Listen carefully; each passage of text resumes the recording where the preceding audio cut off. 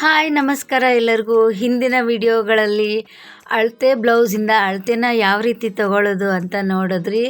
ಆಮೇಲೆ front cut ಯಾವ ಥರ ಮಾಡ್ಕೊಳ್ಬೇಕು, ಡಾಟ್ ಪಾಯಿಂಟ್ಸ್ ಯಾವ ಥರ ತೊಗೋಬೇಕು, ಕ್ರಾಸ್ ಬೆಲ್ಟನ್ನು ಯಾವ ಥರ ತೊಗೋಬೇಕು ಅನ್ನೋದನ್ನು, ಆಮೇಲೆ ಬ್ಯಾಕ್ ಪಾರ್ಟ್ ಯಾವ ಥರ ಕಟ್ ಮಾಡೋದು ಅನ್ನೋದನ್ನು ನೋಡಿದ್ರಿ. ಇವಾಗ ಸ್ಲೀವ್ಸ್ ಕಟ್ಟಿಂಗ್ ಯಾವ ರೀತಿ ಮಾಡೋದು ಅಂತ ಇವತ್ತಿನ ವಿಡಿಯೋದಲ್ಲಿ ನೋಡಿಸ್ತೀನಿ. ಸೊ ಇದು ಮುಗಿದ ತಕ್ಷಣವೇ ಲೈನಿಂಗ್ದು ಕಟ್ಟಿಂಗ್ ಪಾರ್ಟ್ ಎಲ್ಲ ಮುಗ್ದೋಗುತ್ತೆ. ನಾನಿವಾಗ ಫಸ್ಟ್ ಒಂದು ಸಿಂಗಲ್ ಸ್ಲೀವ್ಸ್ನ ಯಾವ ರೀತಿ ಕಟ್ ಮಾಡೋದು ಅಂತ ತೋರಿಸ್ತೀನಿ. 4 ಫೋಲ್ಡ್ ಹಾಕ್ಕೊಬಿಟ್ರೆ ನಿಮಗೆ ಕನ್ಫ್ಯೂಸ್ ಆಗುತ್ತೆ ಬಿಗ್ನರ್ಸ್ಗೆ ಮೇನ್. ಸೊ ಹಾಗಾಗಿ ಈ ರೀತಿನ ನಾನು ಸಿಂಗಲ್ಲಾಗಿ ಒಂದು ಸ್ಲೀವ್ಸ್ನ ಮಾತ್ರ ನೋಡಿಸ್ತಾ ಇದ್ದೀನಿ ಯಾವ ಥರ ಕಟ್ ಮಾಡ್ಕೋಬೇಕು ಅನ್ನೋದನ್ನು. 40 ಸೈಜ್ ಆಗಿರೋದ್ರಿಂದ ಇದು ದೊಡ್ಡ ಸೈಜು, ಹಾಗಾಗಿ 4 ಫೋಲ್ಡ್ ಮಾಡಿಕೊಂಡ್ರೆ ಕ್ಲಾತ್ ಸಾಕಾಗೋದಿಲ್ಲ. ಸೊ ಫಸ್ಟಿಗೆ ವಕ್ರವಾಗಿರುವಂಥ ಕ್ಲಾತನ್ನು ಸ್ಟ್ರೈಟಾಗಿ ಒಂದು ಲೈನನ್ನು ಎಳ್ಕೊಳ್ಳಿ. ಈ ಥರ ಫೋಲ್ಡ್ ಮಾಡ್ಕೊಬಿಟ್ಟು ಆಮೇಲೆ ಸ್ಲೀವ್ಸ್ ಲೆಂತ್ ಎಷ್ಟಿದೆ ಅಂತ ನೋಡಿ. ಸ್ಲೀವ್ಸ್ ಲೆಂತ್ ಬಂದುಬಿಟ್ಟು ಇಲ್ಲಿ 10 ಇಂಚಿದೆ. ಸೊ ಇವಾಗ ಸ್ಲೀವ್ಸ್ ಲೆಂತ್ 10 ಇಂಚಿದೆಯಲ್ಲ, ಆ 10 ಇಂಚ್ ತಗೊಳ್ಳೋದಕ್ಕಿಂತ ಮುಂಚೆ ಮೊದಲಿಲ್ಲಿ 1 ಇಂಚಷ್ಟು ಮಾರ್ಕನ್ನು ಹಾಕೋಬೇಕು. 10 ಇಂಚು ತಗೊಳ್ಳೋದಕ್ಕಿಂತ ಮುಂಚೆನೇ ಫಸ್ಟ್ಗೆ 1 ಇಂಚಷ್ಟು ಮಾರ್ಕನ್ನು ಹಾಕಿಬಿಟ್ಟು ಸ್ಟ್ರೈಟಾಗಿ ಲೈನನ್ನು ಎಳ್ಕೊಳ್ಳಿ. ಫೋಲ್ಡಿಂಗ್ ಸೈಡಿಂದ ನಾನು ಲೈನನ್ನು ಎಳ್ಕೊತಾ ಇರೋದು. ಫೋಲ್ಡ್ ಇರೋ ಕ್ಲಾತು ನಮ್ಮ ಕಡೆ ಇರಬೇಕು, ಓಪನ್ ಇರೋ ಕ್ಲಾತು ಅಪೋಸಿಟ್ ಇರಬೇಕು. ಸೊ ಕಾಣಿಸ್ತಾ ಇದೆ ವಿಡಿಯೋದಲ್ಲಿ ಅಂದ್ಕೊತೀನಿ. ಸೊ ಈ ರೀತಿ 1 ಇಂಚಷ್ಟು ಲೈನನ್ನು ಎಳ್ಕೊಂಡು ಈಗ ಸ್ಲೀವ್ಸ್ನ ಲೆಂತ್ ಎಷ್ಟಿದೆ, 10 ಇಂಚಿದೆ. ಸೊ ಸ್ಲೀವ್ಸ್ನ ಲೆಂತ್ ಬಂದುಬಿಟ್ಟು 10 ಇಂಚು. ಮೇಲ್ಗಡೆಗೆ ಅರ್ಧ ಇಂಚು ಎಕ್ಸ್ಟ್ರಾ ಹಾಕ್ಕೋಬೇಕು. ಅರ್ಥ ಆಯ್ತಲ್ವ? ಕೆಳಗಡೆ 1 ಇಂಚು ಮಾರ್ಕನ್ನು ಹಾಕ್ಕೊಬಿಟ್ಟು ಸ್ಟ್ರೈಟಾಗಿ ಲೈನ್ ಎಳ್ಕೊಂಡು ಆಮೇಲೆ ಸ್ಲೀವ್ಸ್ನ ಲೆಂತ್ ಎಷ್ಟಿದೆಯೋ ಅಷ್ಟನ್ನು ಇಟ್ಬಿಟ್ಟು ಮೊದಲು ಒಂದು ಮಾರ್ಕನ್ನು ಹಾಕ್ಕೊಬಿಟ್ಟು ಆಮೇಲೆ ಅರ್ಧ ಇಂಚ್ ಎಕ್ಸ್ಟ್ರಾ ಮಾರ್ಕನ್ನು ಹಾಕಬೇಕು. ಆ ಅರ್ಧ ಇಂಚ್ ಏನಕ್ಕೆ ಅಂದರೆ ಸ್ಲೀವ್ಸ್ನ ಹೊಲಿಯುವಾಗ ಒಳಕ್ಕೆ ಹೋಗೋವಂಥ ಪಾರ್ಟು. ಸೊ ಟೋಟಲ್ 10.5 ಇಂಚು ಲೆಂತನ್ನು ತೊಗೊಂಡಿರೋದು. ಕೆಳಗಡೆ ಫೋಲ್ಡಿಂಗಿಗೋಸ್ಕರ 1 ಇಂಚು. ಅಲ್ಲಿಗೆ ಎಷ್ಟಾಯಿತು? Total length 11.5. ಸ್ಲೀವ್ಸ್ ಲೆಂತನ್ನ ತೊಗೊಳ್ಳೋ ಮುಂಚೆ 1 ಇಂಚ್ಗೆ ಮಾರ್ಕ್ ಹಾಕ್ಕೊಂಡು ಆನಂತರ 10 ಇಂಚನ್ನು ತಗೊಂಡು ಆಮೇಲೆ ಅರ್ಧ ಇಂಚ್ ಎಕ್ಸ್ಟ್ರಾ ಸೇರಿಸ್ಕೊಬಿಟ್ಟು ಮಾರ್ಕನ್ನು ಹಾಕಬೇಕು. ಈಗ ಸ್ಲೀವ್ಸ್ ಡೌನ್ ಎಷ್ಟಿದೆ ಅಂತ ನೋಡೋಣ. ಸೊ ಈ ಬ್ಲೌಸಲ್ಲಿ ಸ್ಲೀವ್ಸ್ ಡೌನ್ ಬಂದುಬಿಟ್ಟು 7.5 ಇದೆ. ಸೊ ಇವಾಗ ಈ ರೀತಿ ಇಟ್ಕೊಂಡಾಗ 7.5 ಬರ್ತಾ ಇದೆ. ಗೆರೆಗೆನೆ ಕರೆಕ್ಟಾಗಿ 7.5ಗೆ ಮಾರ್ಕ್ ಹಾಕಬೇಕು. ಆ್ಯಕ್ಚುಲಿ ಈ ರೀತಿ ನಿಮ್ಗೆ ಅರ್ಥ ಆಗದಿದ್ದರೆ ಏನಿಲ್ಲ, ದಪ್ಪ ಇರೋರಿಗೆಲ್ಲನೂ 3.5 ತೊಗೊಳ್ಳಿ, ಸಣ್ಣ ಇರೋರಿಗೆಲ್ಲನೂ 3 ಇಂಚ್ ತೊಗೊಳ್ಳಿ, ತುಂಬ ಸಣ್ಣ ಇರೋರಿಗೆ 2.5 ತೊಗೊಳ್ಳಿ ಅಷ್ಟೇ. ಇನ್ನೇನು ಡಿಫ್ರೆನ್ಸ್ ಬರೋಲ್ಲ. ಜಾಸ್ತಿ ತಲೆನೇ ಕೆಡಿಸ್ಕೋಬೇಡ್ರಿ. ತುಂಬ ದಪ್ಪ ಇದ್ದಾರಾ, 3.25 3.5 ತೊಗೊಳ್ಳಿ. ನಾನಿಲ್ಲಿ 3.5 ಇಂಚು ಡೌನ್ ತೊಗೊತಾ ಇದ್ದೀನಿ, ಸ್ಲೀವ್ಸ್ನ ಡೌನು. ಆನಂತರ ಸ್ಲೀವ್ಸ್ನ ಅಗಲ ಯಾವ ರೀತಿ ತೊಗೊಳ್ಳೋದು ಅನ್ನೋದು ತುಂಬ ಜನಕ್ಕೆ ಕನ್ಫ್ಯೂಷನ್ ಇರುತ್ತೆ. ಇಲ್ಲೊಂದು ಟ್ರಿಕ್ ಹೇಳ್ಕೊಡ್ತೀನಿ ನೋಡಿ. ಈ ಬ್ಲೌಸ್ನ ಸುತ್ತಳತೆಯ ಒಂದು ಭಾಗ ಅಂದರೆ ಚೆಸ್ಟ್ ಬಂದುಬಿಟ್ಟು ಎಷ್ಟಿದೆ, ಒಂದು ಪಾರ್ಟು 10 ಇಂಚಸ್ ಇದೆ, 10 ಇಂಚಿದೆ. ಸೊ ಅದೇ 10 ಇಂಚನ್ನು ಇಲ್ಲಿ ನಾವು ಲೂಸಿಂಗಿಗೆ ಮಾರ್ಕ್ ಮಾಡ್ಕೋಬೇಕು.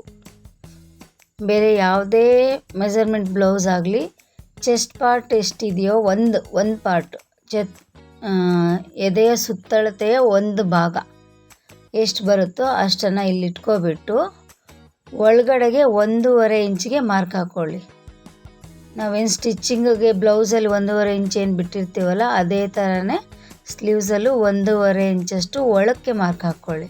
ಇದು ತುಂಬ ಈಸಿ ಮೆಥಡು.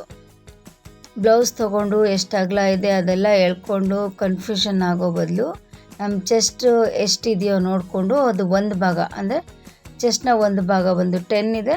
ಸೊ ಆ 10ಅನ್ನು ಇಟ್ಕೊಬಿಟ್ಟು ಒಳಕ್ಕೆ 1.5 ಇಂಚು ಮಾರ್ಕನ್ನು ಹಾಕ್ಕೊಳ್ಳಿ. ಇವಾಗ ಸ್ಲೀವ್ಸ್ನ ಕೆಳಗಡೆ ಲೂಸಿಂಗ್ ಎಷ್ಟಿದೆ ಅಂತ ನೋಡೋಣ. ಲೂಸಿಂಗ್ ಬಂದುಬಿಟ್ಟು 6.5 ಇದೆ. ಸೊ ಲೂಸಿಂಗ್ ಬಂದುಬಿಟ್ಟು ಇಲ್ಲಿ 6.5 ಇದೆ. ಇನ್ನೊಂದು ಸರಿ ತೋರಿಸ್ತೀನಿ ನೋಡಿ. ಅರ್ಧ ಇಂಚ್ ಎಕ್ಸ್ಟ್ರಾ ಅನ್ನಿಸ್ತಾ ಇದೆ ಡೌನು ಅನ್ನಿಸ್ತಾ ಇದೆ, ಇನ್ನೊಂದು ಸರಿ ತೊಗೊತೀನಿ. ಸೊ ಲೂಸಿಂಗ್ ಬಂದುಬಿಟ್ಟು ಇಲ್ಲಿ 6 ಇಂಚಿದೆ, 6.5 ಇಲ್ಲ 6 ಇಂಚಿದೆ. ಸೊ ಇವಾಗ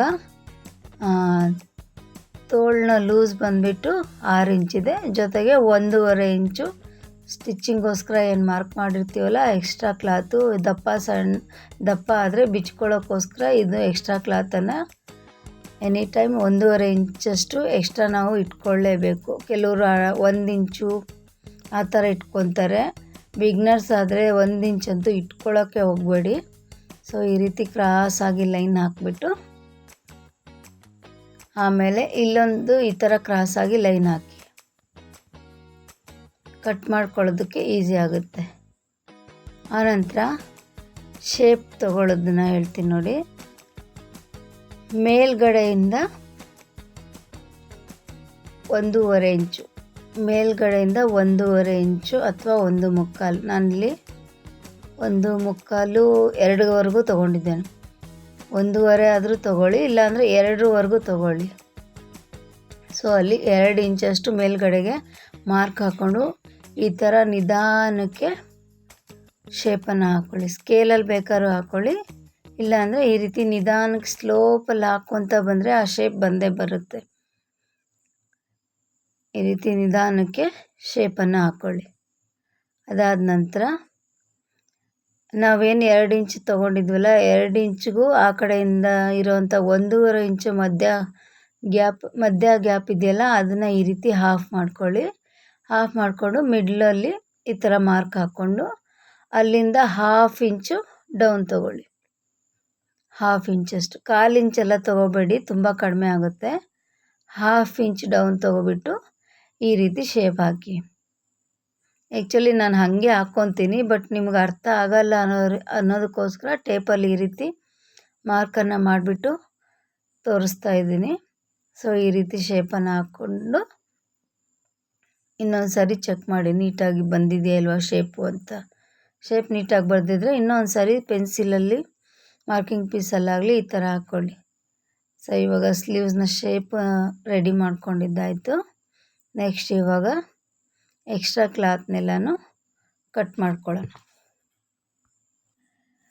ಹೊಸದಾಗಿ ಕಲಿತಾ ಇರೋರಿಗೆ ಒಂದು ಮಾತು, ಬ್ಲೌಸ್ ಹೊಲಿಯುವಾಗ ತಪ್ಪಾಗೋದು ಸಹಜ. ತಪ್ಪು ಮಾಡೋದಕ್ಕೆ ಹೆದರಬೇಡಿ. ಕಲಿತಾ ತಪ್ಪಿಂದಾನೇ ಒಂದು ಹೊಸ ಪಾಠನ ಕಲಿತೇವೆ. ಯಾರೂ ಹುಟ್ಟಿದಾಗಿಂದ ಎಕ್ಸ್ಪರ್ಟ್ ಆಗಿರೋದಿಲ್ಲ. ಕಲಿಯೋ ಆಸಕ್ತಿ ಹಾಗೆ ಡೈಲಿ ಪ್ರಾಕ್ಟೀಸ್ ಮಾಡೋದ್ರಿಂದ ಪ್ರತಿಯೊಬ್ಬರೂ ಒಂದು ಒಳ್ಳೆ ಟೈಲರ್ ಆಗೋಕ್ಕೆ ಸಾಧ್ಯ ಆಗೋದು. ನಿಮ್ಮ ಮೇಲೆ ನೀವು ನಂಬಿಕೆನ ಇಡಿ. ಸೊ ಇವಾಗ ಸ್ಲೀವ್ಸ್ ಕೆಳಗಡೆ ಎಕ್ಸ್ಟ್ರಾ ಒಂದು ಲೈನನ್ನು ಎಳ್ಕೊಂಡಿದ್ವಲ್ಲ, ಆ ಲೈನ್ಗೆ ನೀಟಾಗಿ ಕಟ್ಟನ್ನು ಮಾಡ್ಕೊಳ್ಳಿ. ನಂತರ ಮೇಲ್ಗಡೆ ಶೇಪ್ ಹತ್ರ ನಿಧಾನಕ್ಕೆ ಕಟ್ ಮಾಡಿ. ನೀವು ಒಂದೇ ಸರಿ ಕ್ಲಾತಲ್ಲಿ ಕಟ್ ಮಾಡೋದಕ್ಕೆ ಭಯ ಆಗ್ತಾಯಿದ್ರೆ ಪೇಪರಲ್ಲಿ ಶೇಪನ್ನು ಕಟ್ ಮಾಡ್ಕೊಳ್ಳಿ. ಹೆಂಗೂ ಫ್ರೆಂಚ್ ಕರ್ವ್ ಸ್ಕೇಲ್ ಇರುತ್ತಲ್ವ, ಅದನ್ನು ಈ ರೀತಿ ಶೇಪ್ ಹಾಕ್ಕೊಂಡು ಕತ್ರಿನ ಪ್ರಾಕ್ಟೀಸ್ ಮಾಡ್ಕೊಳ್ಳಿ. ಹಿಂಗೆ ಟರ್ನ್ ಮಾಡ್ಕೊಳ್ಳೋದು, ಆವಾಗ ಈಸಿಯಾಗಿ ಬಂದುಬಿಡುತ್ತೆ. ಸೊ ನಾವು ಪ್ರಾಕ್ಟೀಸ್ ಮಾಡಿ ಎಕ್ಸ್ಪರ್ಟ್ ಆಗಿರೋದ್ರಿಂದ ಇಷ್ಟು ಈಸಿಯಾಗಿ ಕಟ್ ಮಾಡ್ತಾ ಇರೋದು. ಅದೇ ಥರ ಮುಂದೊಂದು ದಿನ ನೀವು ಬಿಗ್ನರ್ಸ್ ಕೂಡ ಈಸಿಯಾಗಿ ಕಟ್ ಮಾಡ್ಕೊತೀರ. ಈ ರೀತಿ ಕಟ್ ಮಾಡಿದ್ಮೇಲೆ ಫ್ರಂಟ್ ಶೇಪನ್ನು ತೆಗಿಬೇಕೀಗ. ಬ್ಯಾಕ್ ಶೇಪ್ ಇವಾಗ ತೆಗ್ದಿರೋದು 2 ಪೀಸು ಸೇರಿ ಬ್ಯಾಕ್ ಶೇಪನ್ನು ತೆಗ್ದಿದೆ. ಇವಾಗ 1 ಪೀಸ್ ಮಾತ್ರ, ಸಿಂಗಲ್ 1 ಲೇಯರ್ ಮಾತ್ರ ಫ್ರಂಟಲ್ಲಿ ಶೇಪನ್ನು ಕೊಟ್ಟು ಕಟ್ ಮಾಡಬೇಕು. ಬ್ಯಾಕಲ್ಲಿ 2 ಶೇಪು ಸೇರಿಸಿ ಕಟ್ ಮಾಡೋದು. ಫ್ರಂಟಲ್ಲಿ 1 ಪೀಸ್ ಮಾತ್ರ ತೊಗೊಂಡು ಕಟ್ ಮಾಡಬೇಕು. ಸೊ ನಾನಿಲ್ಲಿ 1 ಸ್ಲೀವ್ಸನ್ನು ಮಾತ್ರ ಹೇಳ್ಕೊಟ್ಟಿದ್ದೇನೆ. ಪೀಸ್ ಕಟ್ಟೋದು ಮಾಡೋದು ನಿಮಗೆ ಕನ್ಫ್ಯೂಷನ್ ಬೇಡ ಅಂತೇಳ್ಬಿಟ್ಟು ಈ ರೀತಿ ಹೇಳ್ಕೊಟ್ಟಿರೋದು. ಈಗ ಸೆಂಟ್ರ್ ಪಾಯಿಂಟಲ್ಲಿ ಒಂದು ನಾಚನ್ನು ಹಾಕ್ಕೊಳ್ಳಿ. ಅದಾದಮೇಲೆ ಫ್ರಂಟ್ ಶೇಪ್ ಏನು ತೆಗ್ದಿರ್ತೀವಲ್ಲ ಅಲ್ಲಿ ಒಂದು ನಾಚು ಹಾಕಬೇಕು. ಅದಕ್ಕಿಂತ ಮುಂಚೆ ಸೊ ನಾವೇನು ಲೈನ್ ಎಳ್ಕೊಂಡಿರ್ತೀವಲ್ಲ ಅದಕ್ಕೆ ವೀಲ್ ಮಾರ್ಕರಲ್ಲಿ ಈ ರೀತಿ ಲೈನನ್ನು ಹಾಕಿ ಹಿಂಗೆ ಹಾಕೋದ್ರಿಂದ ಆರಾಮಾಗಿ ಫಾಸ್ಟಾಗಿ ಕಟ್ ಮಾಡಿಬಿಡ್ಬೋದು. ಬಿಗ್ನರ್ಸ್ರು ಕೂಡ ತುಂಬ ಈಸಿಯಾಗಿ ಅರ್ಥ ಆಗುತ್ತೆ. ಸೊ ಈ ರೀತಿ ಮಾರ್ಕನ್ನು ಹಾಕ್ಕೊಳ್ಳಿ. ಆವಾಗ ಫುಲ್ 2 ಕಡೆಗೂ ಮಾರ್ಕ್ ಬಿದ್ದಿರುತ್ತೆ. ಅದಾದಮೇಲೆ ಫ್ರಂಟಲ್ಲಿ ನಾಚನ್ನು ಹಾಕ್ಕೊಳ್ಳಿ. ಇದು ಹಾಕ್ಕೊಳ್ಳೋದ್ರಿಂದ ಫ್ರಂಟ್ಗೆ ಈ ಶೇಪ್ ಬರಬೇಕು ಅನ್ನೋದು ಈಸಿಯಾಗಿ ಗೊತ್ತಾಗುತ್ತೆ. ಮೇಲ್ಗಡೆ ನಾಚ್ ಹಾಕೊಳ್ಳೋದ್ರಿಂದ ಭುಜದ ಹತ್ರ ಕರೆಕ್ಟ್ ಪಾಯಿಂಟ್ ಟು ಪಾಯಿಂಟ್ ಕುತ್ಕೊಳ್ಳೋಕ್ಕೋಸ್ಕರ ನಾಚ್ ಕಂಪಲ್ಸರಿ ಹಾಕ್ಕೊಳ್ಳೇಬೇಕು. ನ್ಯಾಚ್ ಹಾಕ್ಕೊಳ್ಳಿಲ್ಲ ಅಂದರೆ ಎಲ್ಲಿ ಕರೆಕ್ಟಾಗಿ ಕೂತಿದೆ ಇಲ್ಲ ಅಂತ ಬೇಗನೆ ಗೊತ್ತಾಗೋದಿಲ್ಲ. ಈಸಿ ಮೆಥಡ್ ಸ್ಲೀವ್ಸ್ ಕಟ್ಟಿಂಗ್ ನೋಡಿದ್ರಲ್ಲ. Please like, share, comment, subscribe. Thank you for watching.